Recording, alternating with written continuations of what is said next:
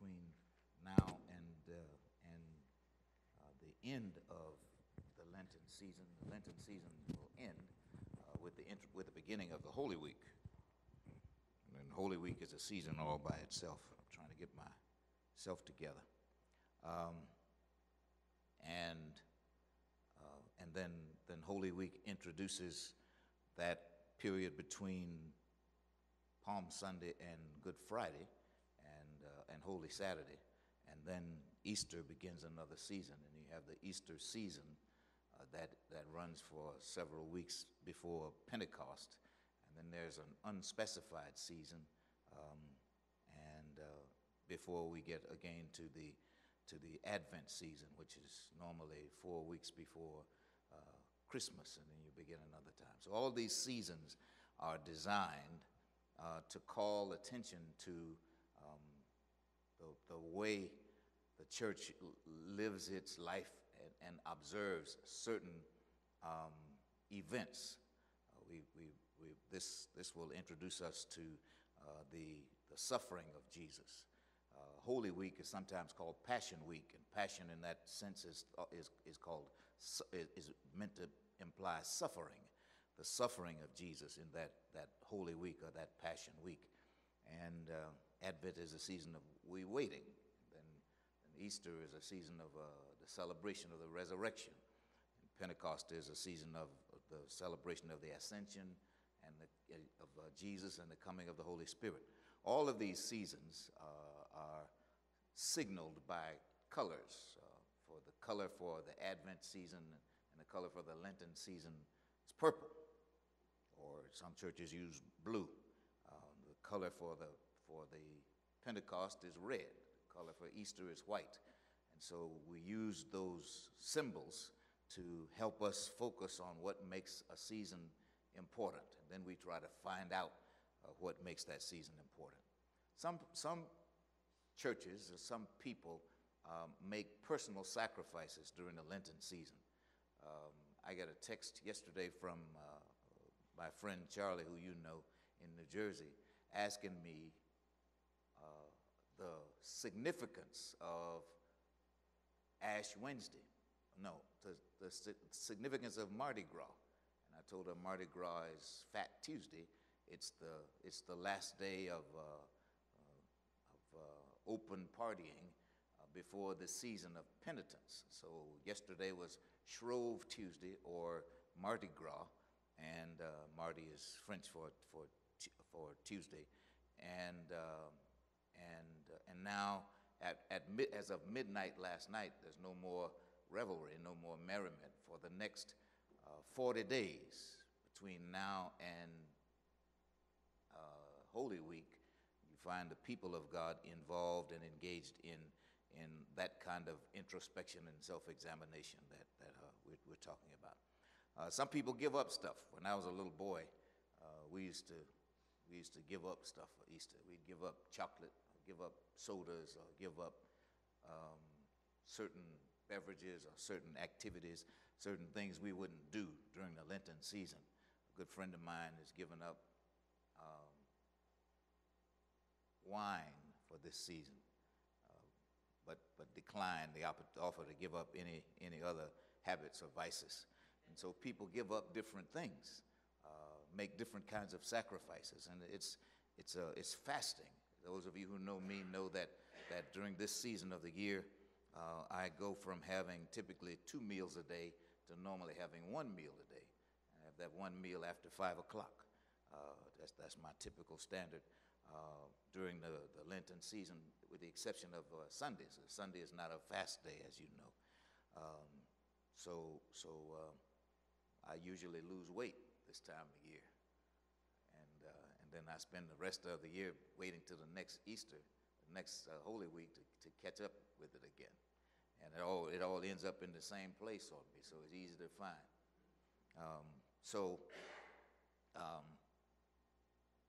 I think this year I've decided I'm going to give up meat for this time. So I'm not going to consume any flesh during this time. I wonder what I eat it. You eat it. You surely die. Die. Mm-hmm. Yeah. You just got here. Mm-hmm. He you won't really die. What'll happen is you'll become like God. And I've always said that the only sense in which she was not like God was in the sense of her ability to be in more than one place at a time. Cognition,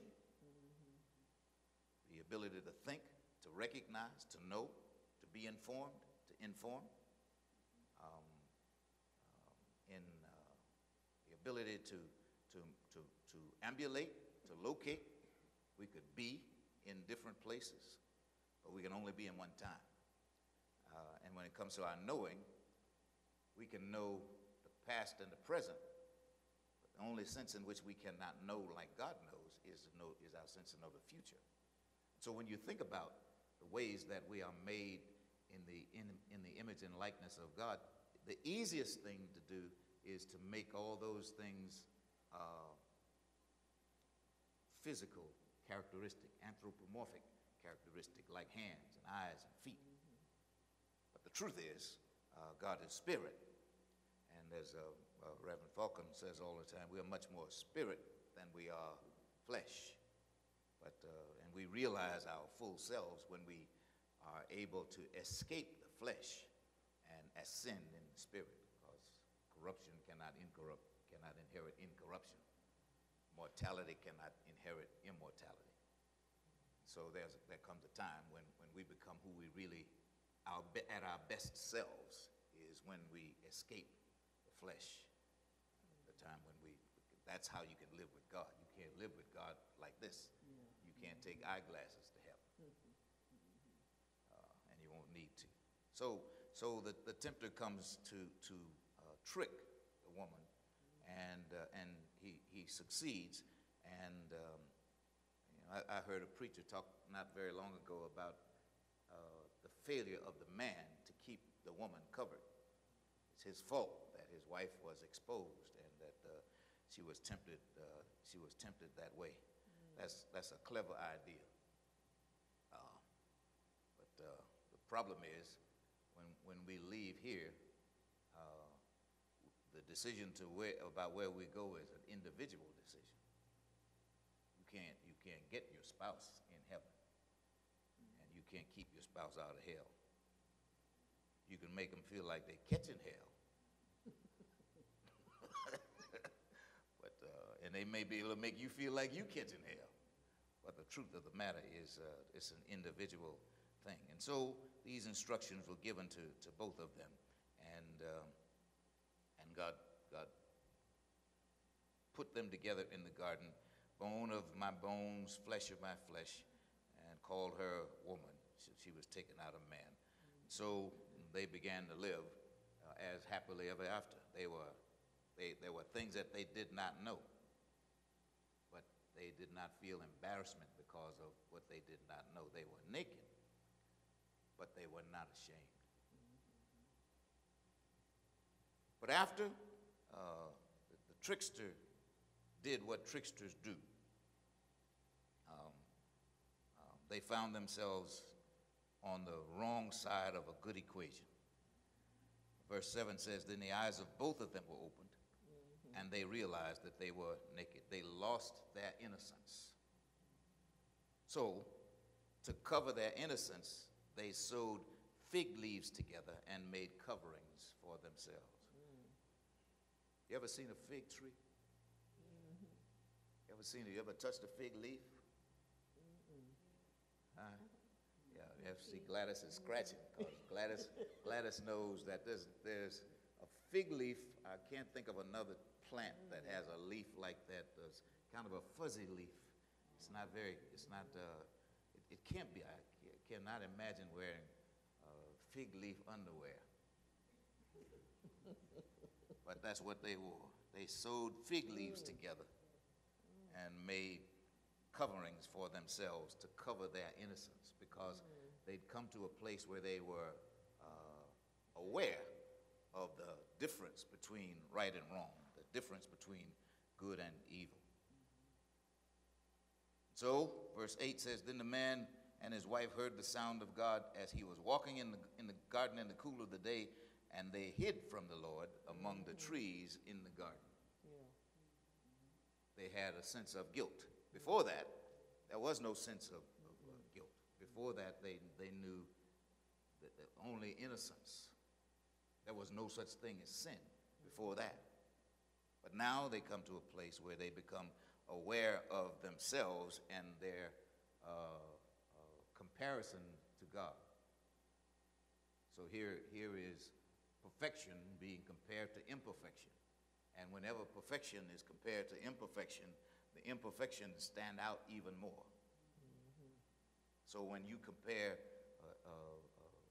any person, any mortal, to the only immortal one, all of our righteousness appear as filthy rags. So the limitations that are ours become more obvious, and so it was with them. So they attempted to hide themselves because they did not know that what we know, that is that God is all-knowing. So he asked the question, where are you?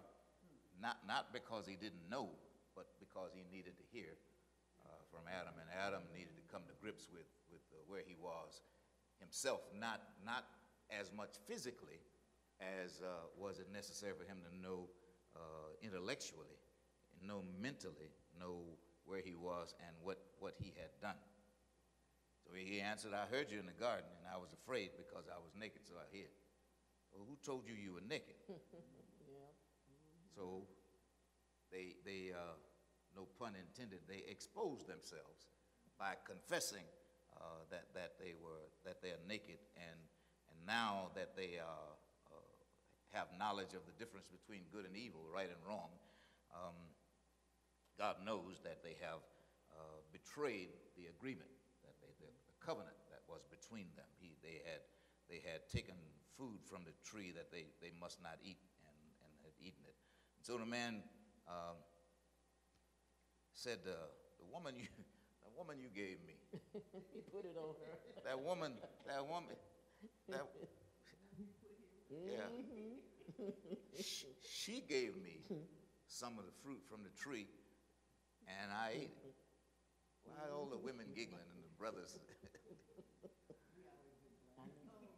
Always. Well, you don't always get blamed unless you're always guilty. So she tells the truth. The serpent deceived me, and I ate. So instead of believing God, who had told them what would happen if they ate of that certain tree, for the easiest thing, no matter what it is, a desire, a need, a thing you like, it would be easy to surrender if you knew that you could have whatever it is you want. And so the devil offers Satan bread when he's hungry. He's been in the wilderness for a long time. We don't know, 40 days, it's a long time. I get hungry long before 40 days. And so when he's been there long enough, he gets tempted by the devil to have the thing that he desires the most, bread. He's hungry. And his reply is, there are more important things in life than food. But we succeed, we proceed by every word that comes from the mouth of God. So that our concern, our interests, much greater than our appetites, because God has a lot to say about so many other things. So every word that proceeds out of the mouth of God, there are lots of instructions, there's lots of guidance, there are lots of directions, there are lots of information. There's so much that comes from God. So that we make a mistake when we narrow our focus so that we only look at one thing. Yeah. The thing that we want the most in the time when we want that thing the most. And so the guidance is that life is more important than that. Life is much more important than just bread. So thinking that he's gotten Jesus at his weakest point, he'll command the stones to become bread, and he could do it because this is the one of whom John says he made the world and everything in it. In the first verse of the first chapter of the Gospel of John, it talks about nothing has been made that has been made except by the hand of God. So if he could make them stones, he could make them bread. If he could make them into anything, he could change them into anything. Yes, Deacon Scott.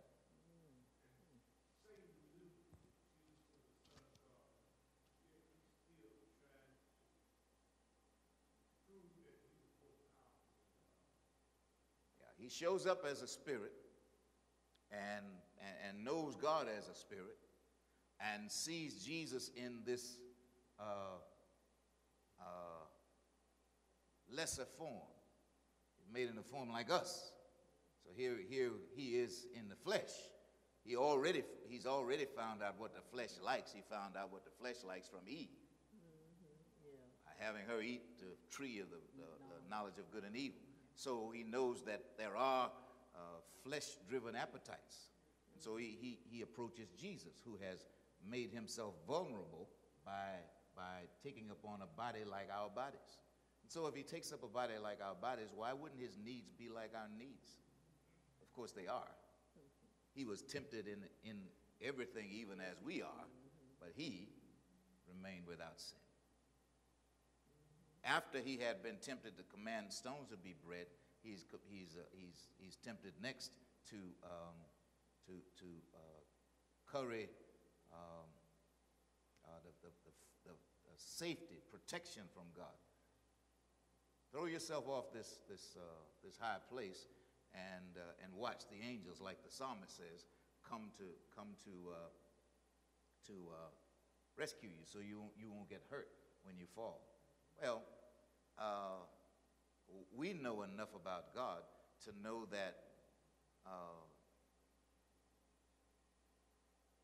he did not